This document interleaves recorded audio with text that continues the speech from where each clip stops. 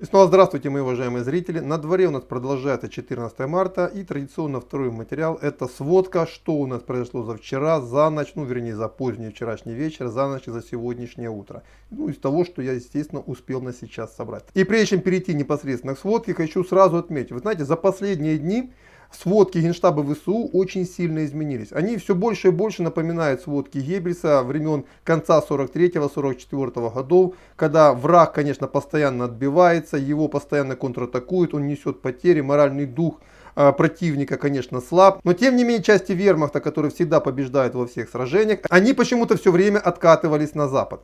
И вот сегодня те сводки, которые я, например, смотрел в ВСУ, вчерашняя ночная, сегодняшняя утренняя, вот знаете, меня сразу пробило, а ведь это сводки вермахта примерно за 44 год. Я к ним сегодня обязательно вернусь, на одном конкретном примере покажу, как это работает. А теперь возвращаемся к реальным сводкам, что у нас происходит, и начинаем мы традиционно на южном направлении. Очень похоже, что российская армия, которая здесь вот сосредоточилась в Николаевско-Херсонском треугольнике, готовится к каким-то очень серьезным наступательным операциям, именно по этой причине зачищает свои тылы. То есть позавчера были бои на границе Херсонской, Днепропетровской области. Вчера был нанесен удар по Баштанке, и по тем данным, которые мне передают ребята с мест, местная тероборона, по которой тоже сегодня был нанесен авиаудар, готовится к штурму и зачистке. Я думаю, к концу дня я узнаю ситуацию более-менее подробно и вам сообщу. А еще в сводках ВСУ опять появились панические нотки по поводу того, что Россия опять собирается высадить десант в районе Одессы. Как говорится, поживем увидим. Пока есть только такая информация. По Мариуполю пока никакой новой информации о том, куда зашло либо народное ополчение Донбасса, либо российские вооруженные силы, нет. Идут очень ожесточенные бои. Единственное, что с мест говорят о том, что в целом артиллерийская группировка ВСУ в этом районе подавлена. То есть тяжелого вооружения у них там почти не осталось, а отсюда уже дальнейшая зачистка вроде бы вчера шла более-менее успешно. Результата, подчеркиваю, пока нет, ожидаю их сегодня.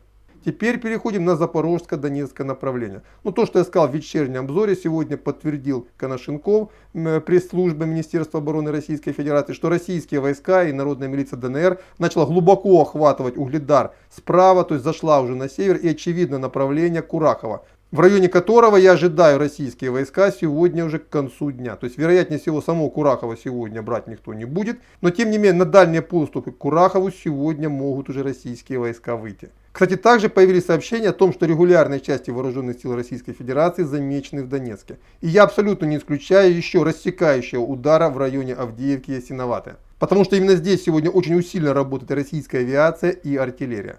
То есть очень может быть, что донецкую группировку ВСУ будут брать вот такие локальные клещи. С юга идет наступление на Курахово, а с востока будет предпринята атака в обход Авдеевки. И также вчера вечером появились сообщения о том, что вроде бы российские войска появились в Гуляйполе. Пока подробностей больше об этом городе у меня нет, тем не менее было сообщение о том, что российские войска таки вчера вошли в Гуляйполе. Но тем не менее бои там пока еще не закончились, и украинский гарнизон пока не капитулировал. А вот народная милиция Луганская Народная Республика сообщила о том, что она не просто уже окружила, с двух сторон Северодонецк, она уже ведет бои в его кварталах, и по тем данным, которые мне сбрасывают ребята с мест, очень похоже, что артиллерийскую группировку ВСУ в этом районе уже почти полностью подавили. И это позволило пехотным частям войти в город и начать его зачистку. А теперь вернемся к тем сводкам ВСУ, о которых я говорил. Почему вот я, например, за последние сводки ВСУ, просто когда их читаю, не могу удержаться от улыбки. Согласно официальных сводок ВСУ, Изюм до сих пор контролируется вооруженными силами Украины. Кстати, как и Волноваха. Причем ребята на одном глазу эту чушь несут, несмотря на то, что уже были видео, репортажи с центра Волновахи, чуть ли не, по-моему, центрального российского телевидения.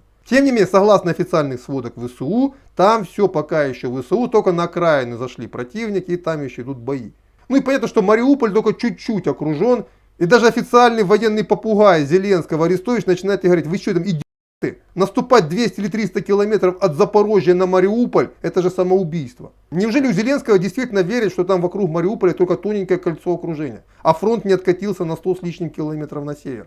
Судя по тому, что я читаю, они действительно в эту всю чушь еще верят. Но вернемся к Изюму. Так вот, что было написано в ночной сводке за вчерашний день в ВСУ? Оказывается, ВСУ, естественно, успешно, естественно, с большими потерями для противника, который деморализованный, понятно, что отступил, вела вчера бои даже не в Изюме, а на 10-15 километров южнее города.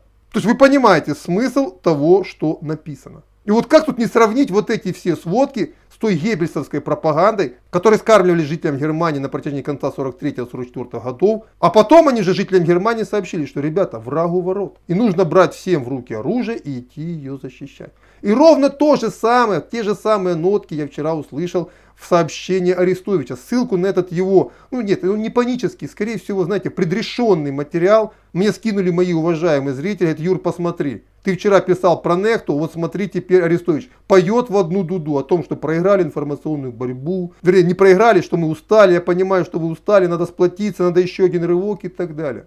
То есть Арестович, вот если убрать вот эту всю шелуху, он тоже говорит то же самое, что информационная война проиграна, а в глазах его видна обреченность. Он-то прекрасно понимает, куда все реально катится. Вот это то, что я хотел сказать сегодня в дневной сводке. Киев пока не трогает, там опять продолжаются бои. Больших изменений за ночь, естественно, не произошло. Я думаю, о Киеве подробнее мы поговорим уже в вечерней сводке. Вот это то, что я хотел сказать в данном материале. На этом пока все. До свидания. Подписывайтесь на канал. Только на мои, пожалуйста, официальные каналы. Ссылки на все мои официальные каналы, где я выкладываю свои видео, они расположены в первом закрепленном посту под этим видео. Кроме 3 моих социальных сетей, где я все это выкладываю, все это еще выкладывается на сайте Насправді, который также входит в группу моих информационных ресурсов. Вот теперь все, вроде бы все сказал. До свидания и до вечера.